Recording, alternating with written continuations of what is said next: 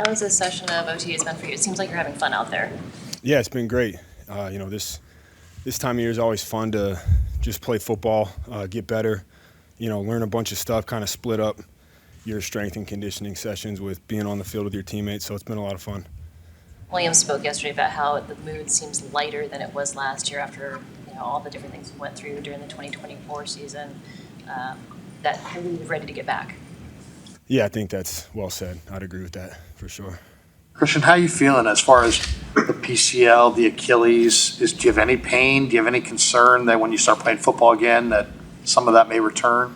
No, I feel great. I think this offseason I spent a lot of time kind of building back a base, starting from scratch. So a lot of it was rehab, and wanted to put myself in a position where I didn't miss a day of OTAs and I could practice and play football again and be healthy and not miss a day. And I did that, and now it's we can kind of kick back up the training again. But I feel great.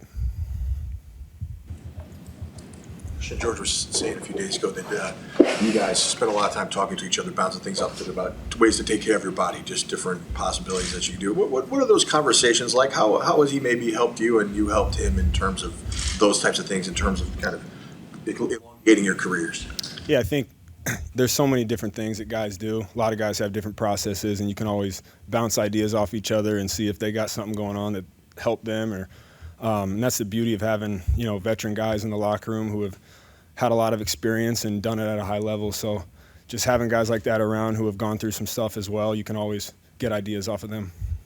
Kyle used a phrase yesterday regarding you, protecting you from yourself. And I think he used it once last year too. Just curious, how do you kind of strike that balance between really wanting to play and be out there, but also taking care of yourself and being healthy? I don't think about that. My job is, put my body in the best position it can to go out there and be me. Everything else there's a lot of noise, and, sometimes there's a lot of different things going on. My job is just go 100% every play and continue to get better. I just try to focus on that. What will you do for the next 40 days to get ready for training camp? I'll get ready for training camp, yeah. A lot of training and recovery and different things, but it'll be dedicated to just getting ready for this season and having a kid, so also that. Do you modify your mindset or your training in any way as you get older?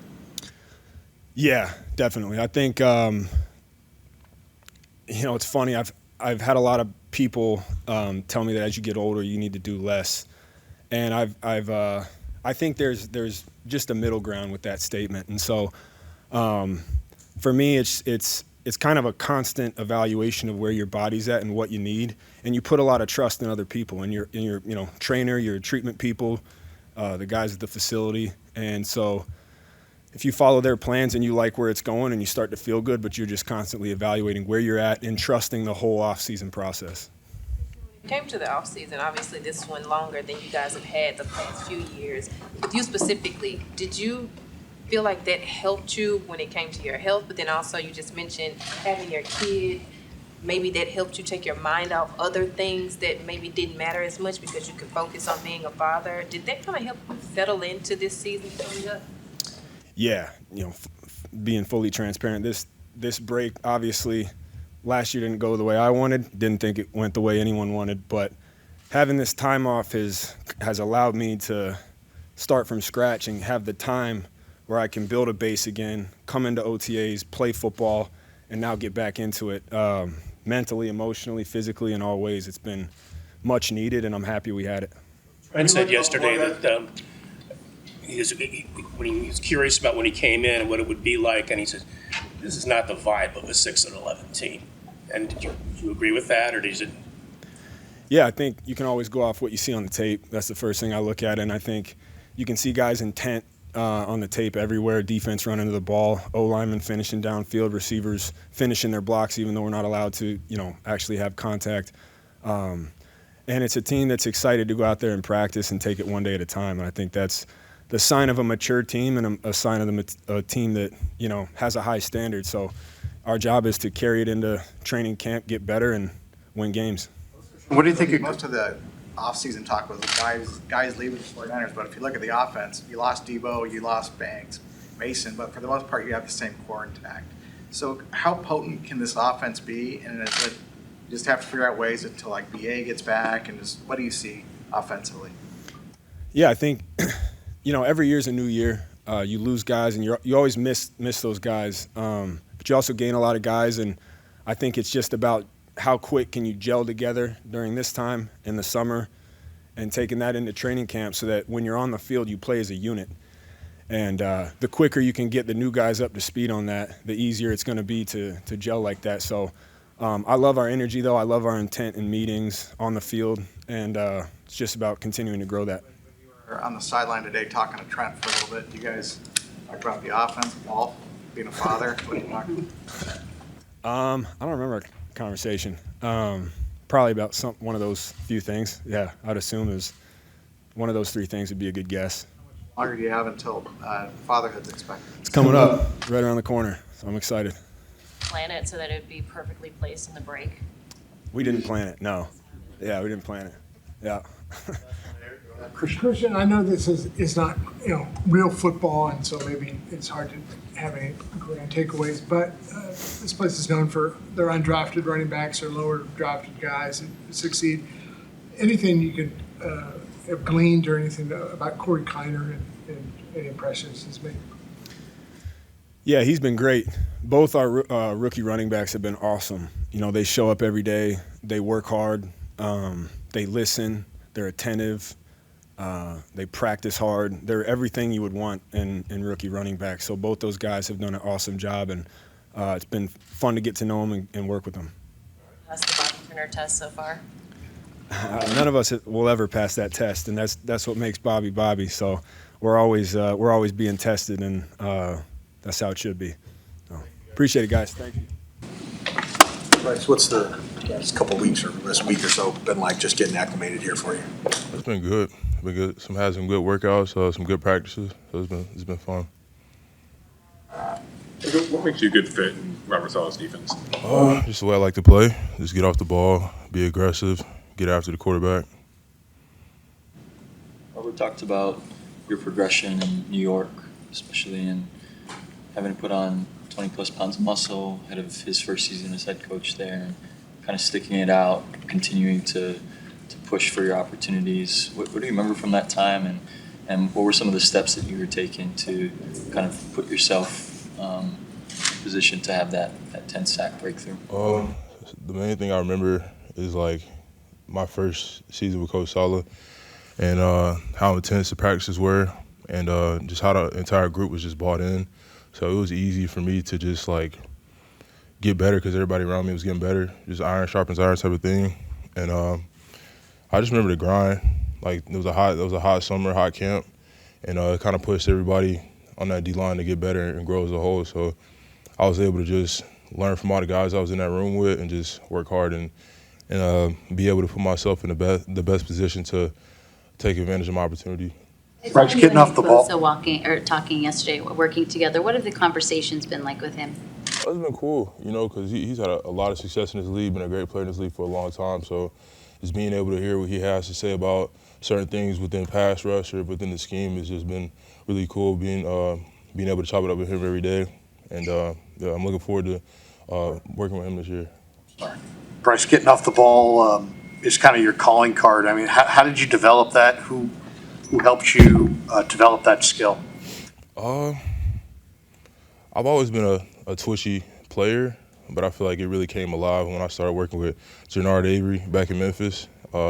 He ended up getting drafted to the Browns, but just working with him during that time, I was able to see how he moved, having a similar body type to myself, and I just kind of always took that with me, like once he graduated and everything from Memphis. And then I feel like working with Coach Nicolini when he was in New York, and that whole staff, they got my body, like he said, put on a bunch of muscle, extremely explosive, and I was able to really like bring my twitch alive and my get off alive working with them and that strength staff. I was going to ask you about that. I mean, covered you at Memphis for a little while, but then obviously PT is in the locker room as well. Has he kind of helped you to get comfortable with being out here on the West Coast and then being with the 49ers? How is that? I know you said it's been cool, but how is it? Is it smooth? Yeah, it has been extremely smooth. I know a lot of guys here from PT to Pinnock to Chaz, so I got a lot of guys here that I played with in the past, so it's been fun just meeting up with them and being able to get to work with them this summer. Chris Kocurek last week, and he was pretty adamant in terms of your time in Philly that he's not a stand-up linebacker. You know, we're going to put him where he's going to play the best. How would you describe that whole experience?